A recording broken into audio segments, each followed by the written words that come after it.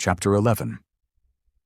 Now a certain man was sick, named Lazarus of Bethany, the town of Mary and her sister Martha.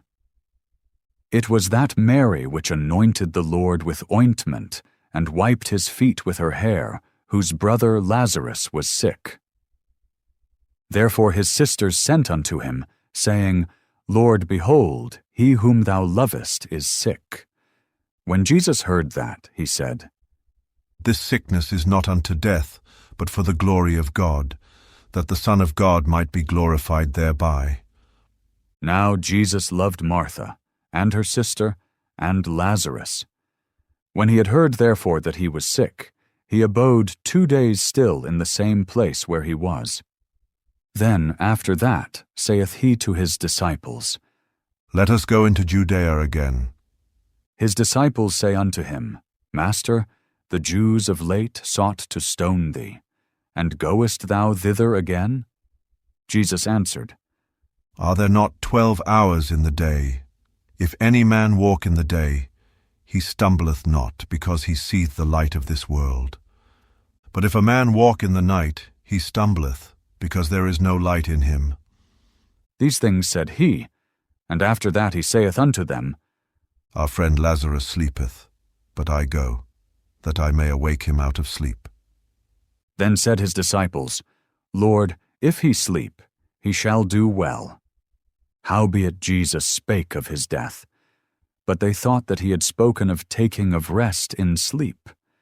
Then said Jesus unto them plainly, Lazarus is dead, and I am glad for your sakes that I was not there, to the intent ye may believe. Nevertheless, let us go unto him. Then said Thomas, which is called Didymus, unto his fellow disciples, Let us also go, that we may die with him. Then when Jesus came, he found that he had lain in the grave 4 days already. Now Bethany was nigh unto Jerusalem, about 15 furlongs off. And many of the Jews came to Martha and Mary to comfort them concerning their brother. Then Martha, as soon as she heard that Jesus was coming, went and met him. But Mary sat still in the house.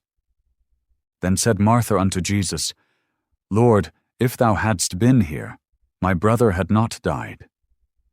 But I know that even now, whatsoever thou wilt ask of God, God will give it thee. Jesus saith unto her, Thy brother shall rise again. Martha saith unto him, I know that he shall rise again in the resurrection at the last day. Jesus said unto her, I am the resurrection and the life. He that believeth in me, though he were dead, yet shall he live. And whosoever liveth and believeth in me shall never die. Believest thou this?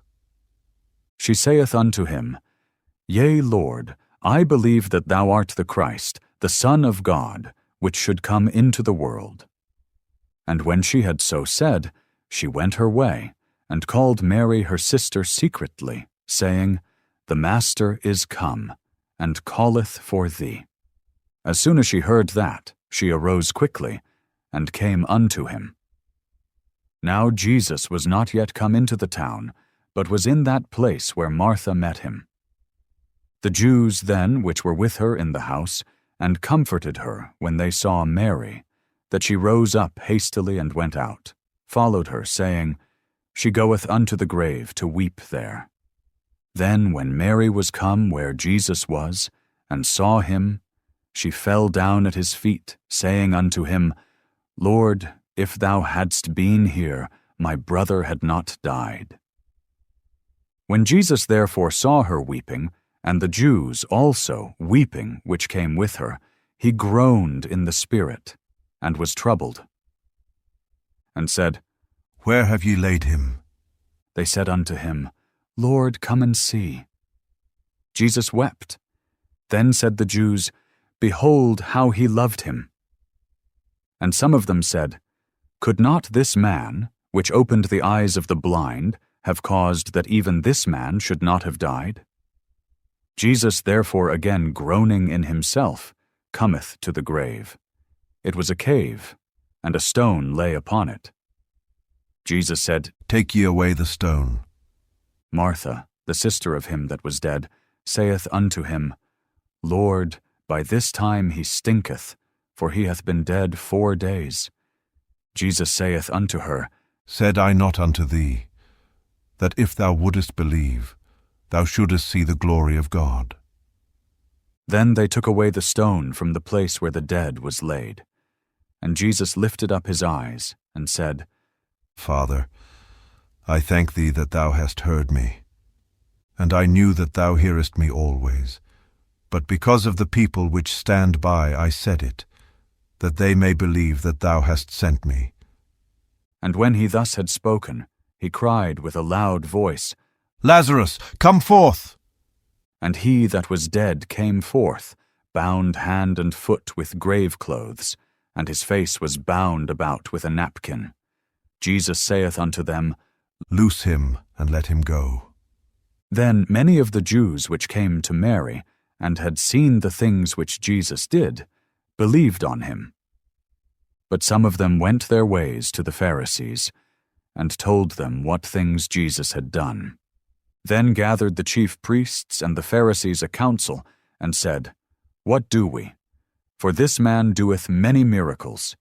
If we let him thus alone, all men will believe on him, and the Romans shall come and take away both our place and nation.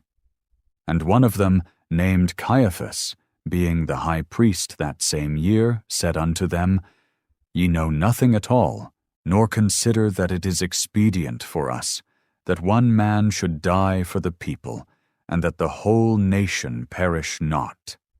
And this spake he not of himself, but being high priest that year, he prophesied that Jesus should die for that nation.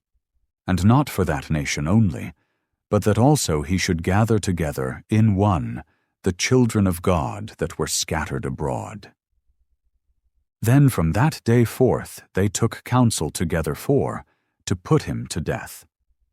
Jesus therefore walked no more openly among the Jews, but went thence unto a country near to the wilderness, into a city called Ephraim, and there continued with his disciples. And the Jews' Passover was nigh at hand, and many went out of the country up to Jerusalem before the Passover to purify themselves. Then sought they for Jesus, and spake among themselves, as they stood in the temple, What think ye, that he will not come to the feast? Now both the chief priests and the Pharisees had given a commandment, that if any man knew where he were, he should show it, that they might take him.